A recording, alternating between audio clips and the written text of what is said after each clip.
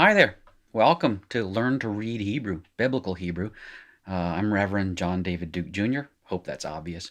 I'm the pastor of Concordia Lutheran Church in Newfane, New York, and the pastor also of St. John Lutheran Church in Youngstown, New York. Two lovely congregations separated by about 20 of the most beautiful miles you would ever experience down below the escarpment, nestled against the Lake Ontario and the Niagara River.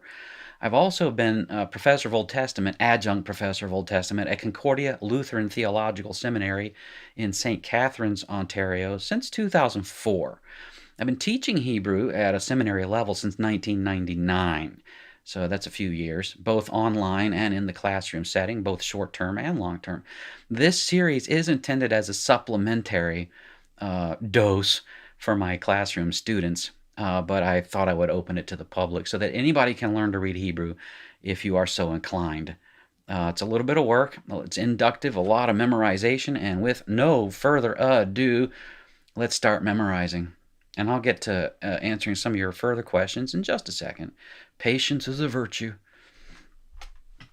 Okay, so here's the alphabet. Repeat after me.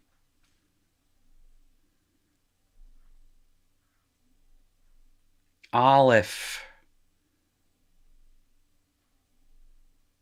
Beith, Gimel, Daleth. And you pause there. It's a nice grouping. You might recognize that as A, B, G, D, A, B, C, D, right? But it's A, B, G, D. And you memorize that. Aleph, Beith, Gimel, Daleth. You memorize those four, and then go on to the next three. And I'll leave a little space there for grouping. There we go. Hey. Wow. Zion. And you memorize these three by themselves. Hey, wow, Zion. And then you do them all together. Aleph, Beith, Gimel, Daleth, Hey, wow, Zion. And then there's three more to group. And the grouping, just hold your question, but the grouping is basically for the sake of memorizing. There's nothing special about grouping. Chet, Tet, Yod. Memorize these three. Chet, Tet, Yod. Then go back to the grouping immediately preceding. Hey, wow, Zion. And then the first four. Aleph, Beth, Gimel, Daleth. And then you do them all 10.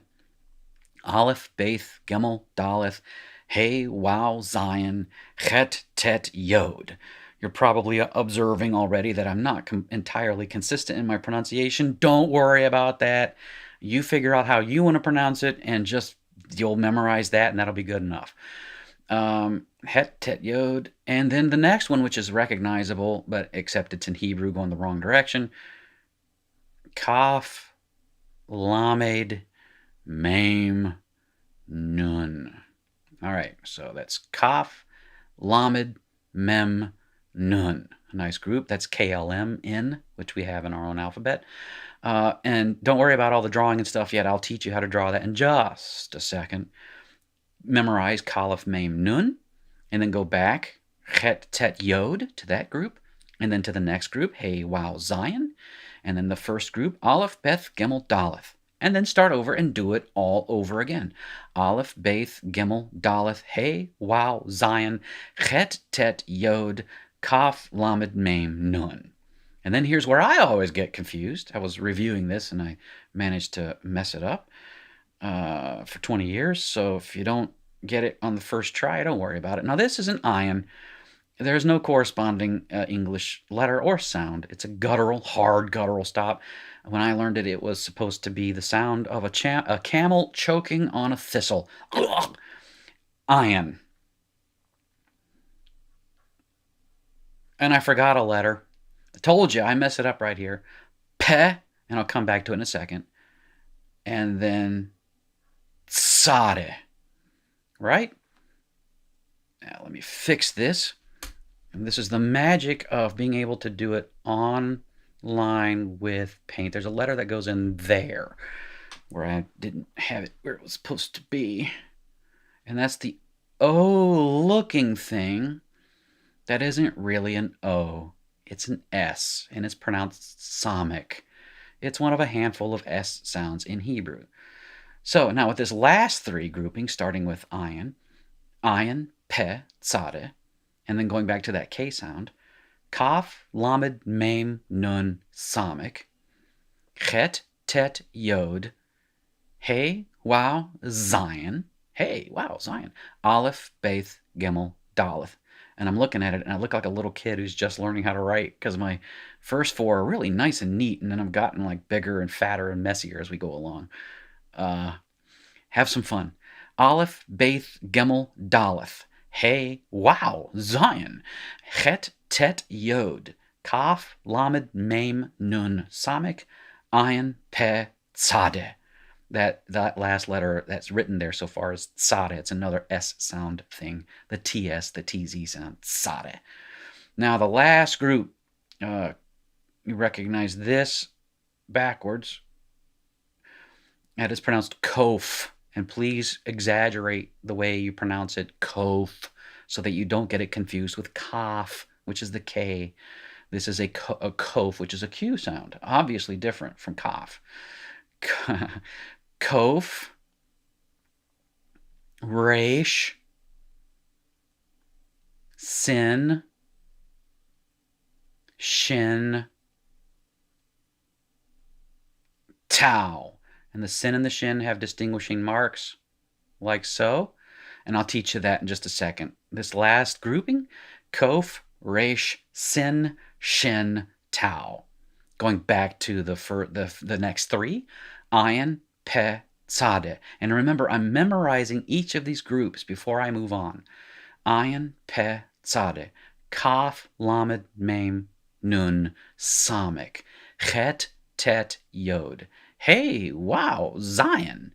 Aleph, Beth, Gimel, Daleth. And now let's do them all together, and don't continue until you've memorized the whole consonant alphabet of Hebrew.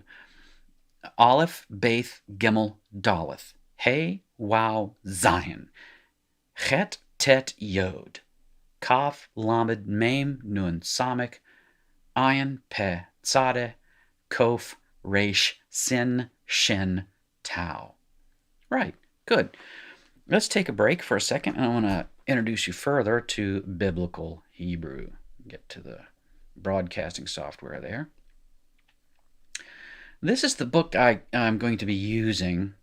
It's called Fundamental Biblical Hebrew by Andrew H. Bartelt. It is sold as a companion, or as a pair. No, it's not a pair. It's just one book, but it's got two grammars in it. And Andrew Steinman's Fundamental Biblical Hebrew, or Biblical Aramaic, is included in that. It's a wonderful primer to read Biblical Aramaic as well. It's copyright 2000 and 2004 by Concordia Publishing House, easily accessible on Amazon.com. So, Fundamental Biblical Hebrew. We are in Chapter 1. Let's take a look at a couple of things in the introduction. I'm fond of this introduction. By the way, this is the greatest Biblical Hebrew primer that you can buy, and it will remain so until after I have my PhD dissertation completed. You're the best. Best dissertation advisor a man could ever want. The title of this textbook, okay? Now, let's get beyond that stuff, and you'll hear a lot of my language philosophy while we're proceeding. Now, let's see. There's supposed to be a little... Oh, here is what I want. This in particular is what I want to focus on, especially at a fundamental level. Students should be aware of two axioms of language study. All grammars leak. As one pundit put, there's just no way to do a primer properly. You're going to be frustrated at points, and you're going to hear me say, just trust me. Memorize it anyway. I don't care if you don't understand it. You can't understand it because we've got this other thing to understand. And that's where we have conflict, or at least some sort of tension, between two basic ways to learn a language: inductive and deductive. You have to have both. But I'm a firm believer in introducing it in the inductive way, and that is unscrew the top of your head and pour it in. If you feel so inclined, when you go to sleep at night, take the textbook and put it over your face and sleep with it on top of your head. And hopefully, some of the stuff will just seep in. That's really basically the only way to learn Hebrew. You got to work hard at it, learning your jots and tittles and your vocab, which is about half the battle. Okay. In the meantime, there's going to be places where it's just, I'm going to have to say, look, I'm going to teach you this now, but later on I'm going to have to unteach it to you because it won't work later. It's just a way of learning, like a scaffolding, so to speak, right? And then, of course, there's just the whole nature of human language. None of it ever fits in any kind of, package. All language teachers lie. That's a fat lie. Yeah, it's regular and normative, right? So just be comfortable with being confused a little bit, okay? So let's get further going here. Let me readjust myself so I can get the pen going again and make sure I've done, this is like my fourth attempt at it, and I keep making mistakes, technical mistakes. I need a producer to do this thing. Drawing screen, good. Right. So now let's learn how to actually draw these letters. Okay. And I'm going to draw each one of them in a box here. Oops, I got to switch over here. In a box, to help you understand how it's supposed to be drawn. And then eventually I'm going to have to erase this box for more instruction. Okay. So the first letter, and I'm going to draw in a nice color now so that you can see a little bit more what I'm doing. Brushes. And by the way, I'm not using the calligraphy pen because I don't want you to even get used to that. I want you to get used to seeing how I write it with a pen. And you'll be writing it too with a pen or a pencil, and not in calligraphy with the nice marks. And that's part of the thing here. In the Bible, these letters are going to look a little different. And in the textbook, they're going to look a little different with flags and embellishments on them. But you need to learn how to write them as well in order to practice and in order to see how I do them. Because I don't have a paintbrush and I haven't been trained as a Hebrew scribe. So the first one is an upstroke right on the left-hand side of the box here, with a diagonal stroke toward the right-hand corner bottom, and then you pick up your pen and you make another one like that, a downstroke, to make what you might want to call an N, but don't do that. Don't do this. It's lazy, and I will fail you. This is the proper way to do it. So let's take a look at it again. I'm going to draw a little bit more exaggeration, and I think I'm just going to go to a flat red. Actually, let's do a beautiful blue. There we go. So you start at the bottom left-hand corner, and you make a straight line up, and then you pick up your pen, and you make a diagonal from left to right down, right? And then you can either go up or down, but I prefer if you go back up, picking up your pen, and you have spaces here, right? So that's an aleph, and it is a soft guttural, which means it really makes no sound. It's just, we have it in English. You might have heard, maybe bottle, but I think it's more like the sound that your glottal stop makes, your glottis makes when you begin a word with a vowel, like apple. We have a stop there, apple. It's not the sound of a camel choking, which would be more like the British bottle, where there's a hard glottal closure and stoppage there, okay? Now the Baith. The Baith is a nice rounded sort of corner.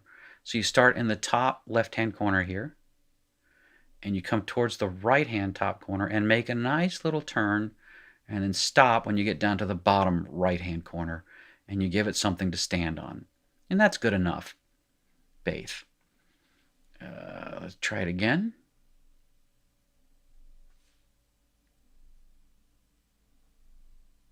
Right? And then Baith. I got it better that time. Whew. All right. And that's a B sound. B. B, V. We'll get to that later. Gimel is your G sound, and it has a little bit of a flip of the wrist. So it's going to be a diagonal line from the top to the top left to the bottom right, but it's going to have a nice little flourish like that. Okay? You know, something like that. And then it's going to need a leg to stand on, and so you give it a leg to stand on, and it won't fall. See? So let's do it again. Start in the top left corner and head toward the right, but with a nice little curve. Yeah. And then you don't want it to fall. Give it a leg. There. A nice little Gimel. And he's our friend. I love Gimel. Daleth is your D sound, and also your spirantized th sound, but don't worry about that. That gives you a straight line on the top there from the left top to the right top. And then you pick up your pen and you come back in about a quarter of the way and you draw a straight line down like that. Okay, that's a Daleth or a D sound. Try not to be lazy. Don't do these things. It irritates me because it's lazy. Don't be lazy. Okay. The next one is a hey. This is your H sound, and you will learn to hate him. And it's like this. The key here is, and I'll describe it in detail, is you need a space right here. And this will become very important in a second. Your first lesson in trusting me. Oops. Come on. Here we go. So, big blue there. And you start in the left-hand corner, and it's going to be like the Baith with a nice rounded turn. So you go over towards the right-hand corner and then turn and come down to the right-hand bottom. But this time, instead of making a platform for the Baith to stand on, you give it a virtual leg that isn't actually touching. Hey.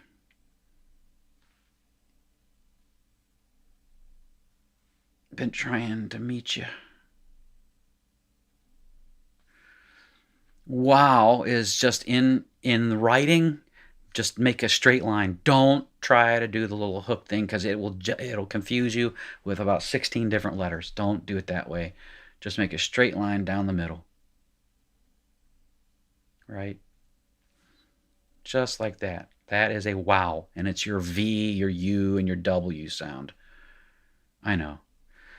Don't panic. The Zion, you have a little hat for it, like that, and then you draw a straight line down. Zion, that's your Z, obviously. I guess it could function as a D too, but let's not do that either. A hat, and then a straight line down. Zion. Okay. Now, the reason you had to put the space in the hey is because you don't put one in the het. You make it the same as the hey, except like with the closed corner here. Okay? So start in the left-hand corner, top. You'll notice a lot of them do that. And then you make that same nice little rounded turn toward the bottom on the right-hand side and then close it up. Now, some people make this as a P, a pi, the Greek P symbol. And what I mean by that is they do this. This is a helpful mnemonic device. That is the chet sound, and it's a guttural sounding letter too. Chayfetz, right? That's one way to do it, but I'll never draw it like that. And I don't draw it like that because it won't look like that. I need for you to learn it, believe it or not, in a way that might confuse you. Because in the Bible, the hey and the chet look an awful lot alike. So I draw them an awful lot alike. Okay? There's a principle at stake, right? Now we're going to start in the same place for the tet, which is one of the T sounds. And you're going to make a nice U sound a U shape with a hook. And that is a tet. A lot of memory work, I know. Tet. Got it? Good. Yod, flip of the wrist. It's the first one that sort of hangs up all by itself. Actually, it's the only one that sort of hangs up by itself. It is like, you could also draw it as a C if you want to be neat. That there's no mistaking that for anything else but a yod. If you make it too big, you're going to mistake it for the next letter. So I prefer to make it with the flip of the wrist. Like I said, a flick of the wrist, like that. Don't make it straight. Looks like a wow. Don't make it like that. It looks like a cough if you're not being careful, and so on and so forth. Okay, that's a yod. It's the Y sound. It works just like an English Y. It's a consonant and a vowel, yod and E at the end of a word. Cough is a backward C. Make sure you make a backward C. Don't try to square it off like it is in the book some places. You can't do it. You'll get yourself confused when you're writing it. Lamed is my favorite one to draw. Start smack dab in the middle at the top, come down a little ways, and then make a C. Like that. Backward C, of course. You can also, and this is where you'll see me making an awful lot, with a nice little flourish at the end instead of a C. That's a nice lamed. Mem. Mem starts in the wrong place. It starts in the bottom left-hand corner instead of the right. And then you make it what in English would be a cap or a cursive S without the loop. So you do this, right? And then you need to give it a horn. And you can kind of see superimposed there the M you're familiar with, right? Right. Unfortunately, it doesn't look like that. It looks like that. So we'll make another capital S, or it's not a capital S, it's a small s, but it's big, that without the loop, right? And a horn. And that's a meme. That's obviously a M sound. The nun, there's all sorts of controversy about how to draw it. Draw it like I do, and you'll be right. This is the way I've learned to draw it. A nice straight line coming down the right-hand side and a sort of kind of rounded hook to the left. Okay? So not like this and not a square. And there's a reason why. And in the book, you'll see it like this too. And the reason you can't draw it like that is because in the book, it distinguishes itself with some of the embellishments on it. And when you're writing it, you need to distinguish it from all the other letters around it with this move. And it gets worse. Nun is one of the worst ones to learn early. So let's draw it one more time. You start toward the middle, just kind of scooting over to the right. You come on down with a straight line, and then make kind of a hook over to the left. Not too much, not too exaggerated. Okay, I know. I can hear you screaming. It's okay. It's okay. The Samic is an S shape. Well, it looks like a sigma, except backwards if you know Greek. It's an O with this thing. It's kind of important to have this just because it looks right that way. So draw your O and give it a little bit of the brim of a hat, you know. Gen Xer going out to play baseball or softball. Ayin is like I said, the guttural letter, and you have to do it in 2 strokes. It's not a Y. Be very careful about making this one into a Y. It is something not a Y. First, you have this stroke here. It starts in the top left-hand corner, comes about halfway down, and then abruptly goes to the right. You pick up your pen, start in the top right-hand corner, come down to the bottom right-hand corner, and then make an abrupt turn to the left at the bottom. This one's one of the more difficult ones for people to draw. It's not quite as difficult as the tzadi coming up, but it's pretty difficult. So you might want to think about it as a 4. That's not bad. Just be a little bit more distinguished. So there's your mark there, and once you're done, you got to come all the way over. That's your ayin. Okay. your P, your P sound and your F sound. Puff. P and F. You start in the middle and you just make a nice curly Q. You can square it off if you want. You can make it round. It won't get confused with anything. Either way is fine, right? And that one just takes a little bit of practice and getting your mind around it. If you're just doing that, see if you can but start in the middle and hit all the corners maybe. I don't know. But you're going clockwise. Tzade, the most difficult one because you got to pick up your pen and you got to go in wacky directions. You start in the left-hand corner, top, and you come down in this straight line to the bottom right, and then you make a, oh, it's going to be 45 degrees, and that's what confuses a lot of people. Stop, pick up your pen, go to the middle, and make a line up to the right-hand, top right-hand corner. Tzade. Okay?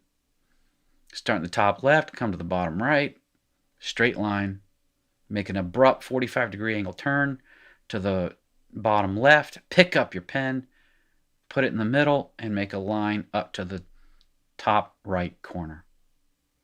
That's a lot of angles. I know. Everything's going to be okay. The Kof is a P in English, except don't let anything touch. Don't let anything touch, and I touched. So, like that. That's a Q. It's just a hard K. K sound. Okay, very easy. The Resh is your R, except you turn it around and take that one hook off of it. It's just a backwards R. Okay. So again, so in this one you start kind of hedging your way in the center right of the bottom, and you make a move up to the right like that. Resh. My Reshes are my most horrible. By the way, there's a saying, it's my saying, for every Hebrew teacher, there is a Hebrew alphabet. We're all idiosyncratic in how we draw. The sin, you make a big U, like so, and then you're making a pitchfork, like so. And for the sin, you put a dot on the left-hand side, and that would be sinful or sinister. Sinister is to the left, right? And for the shin, you put the dot on the right-hand side. Shin. Really, to distinguish, you make sure you memorize sinister is to the left. That's the Latin word for left-handed. Sinister to the left. And that is your, hey, come on, your sin and your shin. And then you have a tau. It's another T sound. It's also your hard th. Aspirated th. Not sure if that's right. And I always draw this S thing first. At the left-hand side, a little S. And then you draw the Beith, Hey, and Het move. Okay? And it's important to have this being exaggerated, the S-looking thing. That needs to be exaggerated. Some people draw it like this as well. I think it's ugly, so I don't draw it like that. I want a little bit more elegance, as you can plainly see. Yeah, so just a nice kind of flat S, but exaggerated, right? And then, like I said, from the left hand top to the right hand, make a turn, go to the bottom right hand corner. One more time. A nice smooth S. And then you start in the left hand top corner and you make that nice move to the bottom right hand corner after stretching over to the top right hand corner. And that's how you draw the alphabet. Okay? And that's how you'll see me draw it. Good. Now, a couple of things to note while you're memorizing. You have 3 things you're going to have to memorize when you memorize the consonants. Let's get these in red. First, you have something called the Begad Kapat letters. I know. Begad Kapat, what? Well, it's a way to identify the letters. There are B, G, D, K, P, T. There are 6. There are some number of consonants that have 2 pronunciations, and they get a dot in them. And the dot tells you that they're hard, and the not dot tells you that they're soft. The further problem is we don't really make those distinctions in English anyway. There's a couple of them where you might wanna, but it doesn't matter when you're reading. But do the best you can. Let's get these in red. Okay, and the Begad Kapat letters, basically, look, these ones can take a dot. That's the point. They're the Beith, the Gimel, and the Daleth. They take a little dot there. It's called a Dagesh Lene. Don't worry about it. Hey, well, Zain Chetet Yod Kaf takes one. Lemon Moments Zain Peh takes one. Sadako Freshensen and Tau. So what is the effect? Well, okay, coming back to the Beith, way over here. The Beith can be pronounced as a B or a V. The wow, by the way, can be pronounced V too.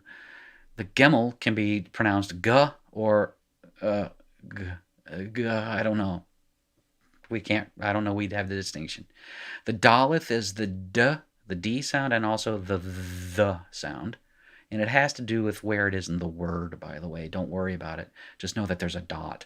And the Kaf can either be a K or like in Bach, like that. The Peh is either a P or an F. With the dot, it's P.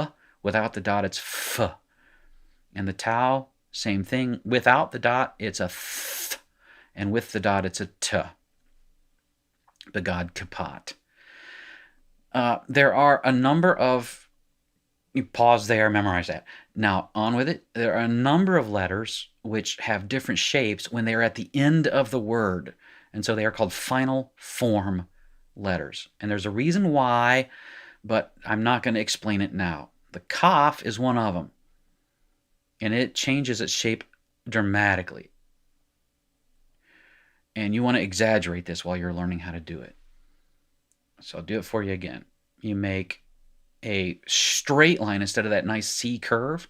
You make a straight line and a 90-degree angle, and then you just exaggerate the letter. That is a Kaf. I want to see if it's on my head. No, shucks. That is a Kaf at the end of a word. The other one is the Nun. Nun, same problem. Make a straight line and make it exaggerated so that... I know you're already going, wait a second. Dave, they look alike now. Yeah, they do. Sorry. That's the way it goes. Welcome to Hebrew. But just make the nun really long. It stretches way below the line you write on. The next one is the Peh, and you're basically stretching it out like if you can imagine that as a paper clip, kind of. You make it stretch out. And again, it also is exaggerated. Okay. The Tzadeh, just a straight line like the Nun, and then you get the hook, or the arm of the Tzadeh. Let me draw that one for you again, because the Tzadeh is so tricky to draw. It's such a remarkable letter, you never mistake it for anything else, but you can't draw it to save your life. Straight line, exaggerated way down below the drawing spot, and then you give it back its arm. It looks like the English thorn, the Old English thorn, but it's tsa at the end of a word. Come on. Oh, I forgot the meme.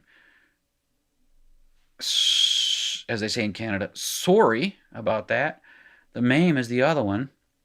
And the meme is the outlier, of course. It doesn't look anything like these. Doesn't do anything. It just turns into a box. It's like a turtle. I'll do that again for you. Be careful not to make it look like the Samic. You do want to square this off. A box, and it usually has the lid so you can grab hold of it and fling it open. Come in foots. Okay? So I've only made 2 mistakes so far after 21 years worth of teaching this. Yeah, so there we go. Now, one last thing. There are these things called guttural letters, and they are infuriating. There are all sorts of rules about them.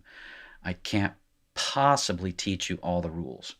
I think what you want to do is you want to start. I'm going to just show you, memorize this, and I'm going to draw it, and it's going to be actually a vertical aligned memorization tool. So you get the resh, and you draw parentheses around it. Resh, aleph. I'm getting on to the end of my board here, and I'm out of whack here. Aleph, ayin. Okay. So resh, aleph, ayin, hey. Oh man, I'm getting way out of line here. And chet. These are your gutturals. Learn the brackets with them. Resh, aleph, ayin go together in one set of brackets.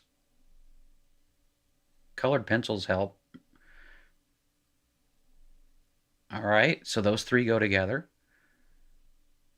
Resh, aleph, ayin. He and chet go together as a pair. They have a different rule that governs them. And then ayin, he, and het have yet a third rule that governs them. Memorize this and show up for the quiz next time we meet. If you want to learn Hebrew, spend the time to memorize this. It's not as hard as it sounds. You get the alphabet done. It's 22 letters. Aleph, Beth, Gimel, Dal, Hai, Hey, Wal, Zan, Chet, Yod, Kof, Lamed, Mem, Shem. I know I've been doing it a long time. And then you get your Begad Kapat letters with a dot in them. And then you draw out your final form letters. And then you memorize this chart. Resh, Aleph, Ayin, He, and Chet. Hey and Chet. Hey is your flat H. Chet is your sound, right? Okay? That is all for the consonants. And memorize this. Take the half hour to memorize this, and you'll be able to pass the quiz with no problems. And we can go on to the vowels. Well, I hope you've enjoyed this. If you want to visit the old church website, you can do that. I'll invite you to do that. And I hope that you can be excited by this and to do it. And you can open your Bible and wow your friends, and then you can begin to learn how to read Hebrew and start seeing things a little differently. We'll talk about the jump from English and Anglo-Saxon and I meant to say Indo-European languages into Semitic forms and structures for language. So anyway, I'm Reverend John David Duke Jr., and see you next time.